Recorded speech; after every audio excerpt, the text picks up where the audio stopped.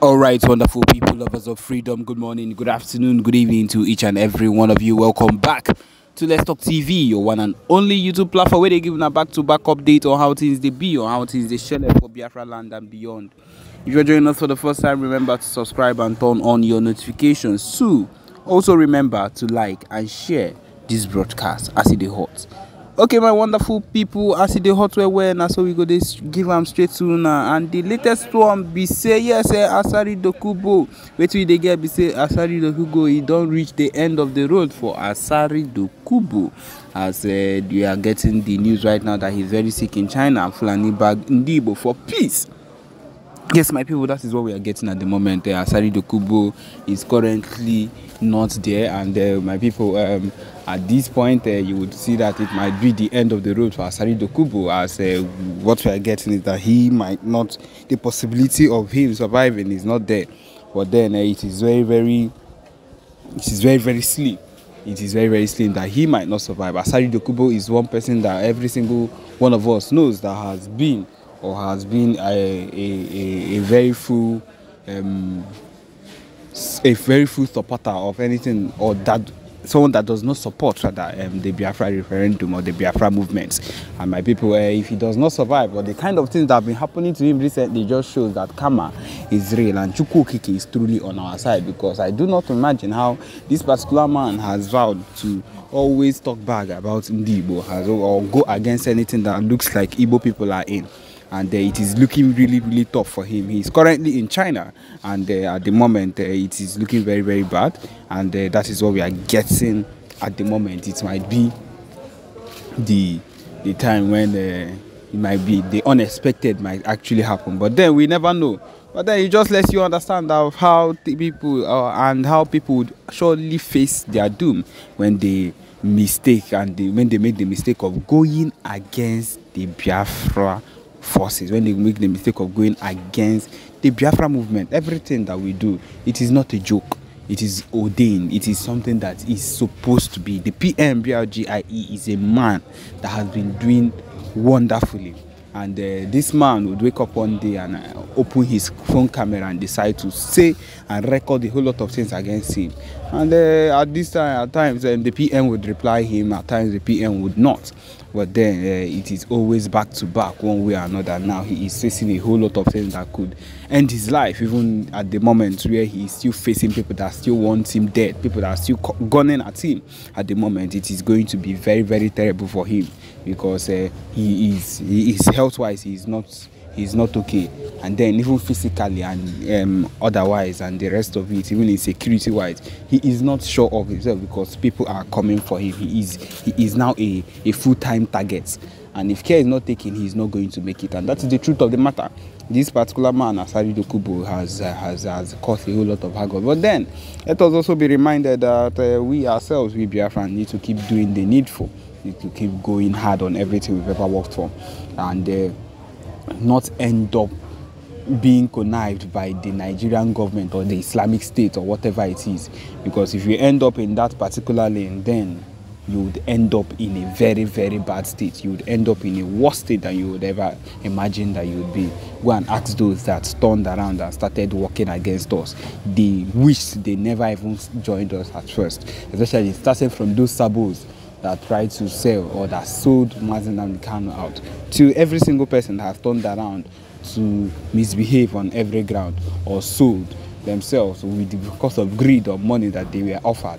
Or every single one of them, they are regretting it at the moment. They are regretting every single one of their actions right now. And it is something that if you were to think about, you would find out that it is something that would happen to anybody that goes against what we are heading for, any single thing that we've decided to do for ourselves. My people, it is what we need to do. These are the things that we are destined for.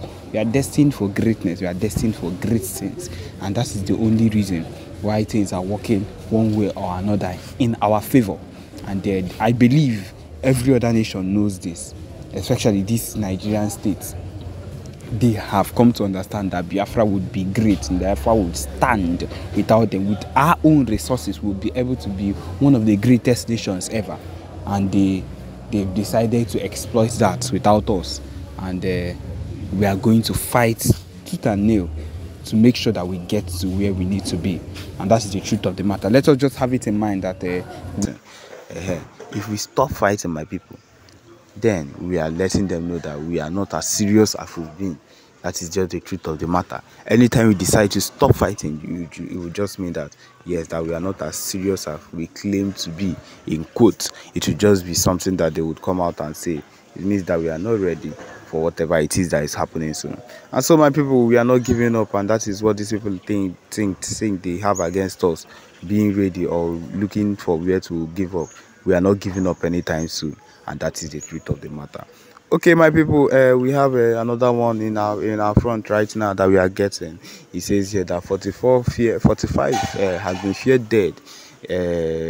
45 headsmen have been feared dead recently in Benue community, and so it could be. They say 45 have been feared dead in Benue community. My people, see the killings in Sankera axis, particularly Ukum local government area of Benue State, has remained unbeaten because of the issues that have been coming out ever since.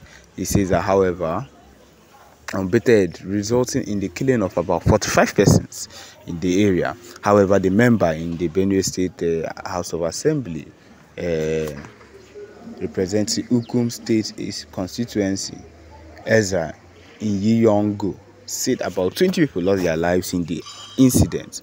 The incident which took place in Bage community of Ukum local government area, and also claimed the lives of a family of 7, left 30 persons with various degrees of injury, while scores have been declared missing in the attack by the people who were working with the members of a militia group in the area in its bid to eliminate another militia group. Daily Independent learned that most of those people that were killed were members of the 2 rival militia gangs. However, while we gathered that about 12 peasant farmers who were caught in the crossfire were among the dead, the people of Bage and its environs have been displaced following the killings in the area. A top military brass in Operation OPWS, who would not want his name in print, confirmed the attack and the circumstances surrounding the incident. He said, "These are militiamen killing themselves. Yes, we acknowledge that probably one or 2 people may have been caught in the crossfire, but the majority of the people that were killed are members of the militia gangs in the area. Currently, we are in Kwande and are trying to contain the situation in the area. And as you can see, calm has been restored to the area. We have been able to flush out the headsmen out of Kwande, and I can assure you normalcy will be restored soon. But be that as it may, our troops are in the area, Ukum, to ensure that the attack does not affect innocent people." Meanwhile, the State Commissioner of Police, Emmanuel Adeshina, said more police officers have been deployed to the area to contain the situation. Speaking on the condition of anonymity, a traditional ruler in the area explained that the fight started on recently and following a disagreement between one rival gang and the other, who was backed by the herdsmen, over the weekend. He stated that what followed was that another militia gang in the Ukum now went and joined forces with the Fulani militia gang in Taraba to help them eliminate the rival gang in Ukum. The essence was to enable him be the head of the militia in Ukum. Okay, so he said the combined forces of the headsmen and militia gang started moving into the bushes of Bega in their hundreds from Sunday to sack the other rival gang. From what we gathered, over 45 persons were lost, or rather, who were mainly bandits, were lost in the crossfires, and though some farmers were also lost who were caught in the crossfire, over 30 others were injured, while some are also missing.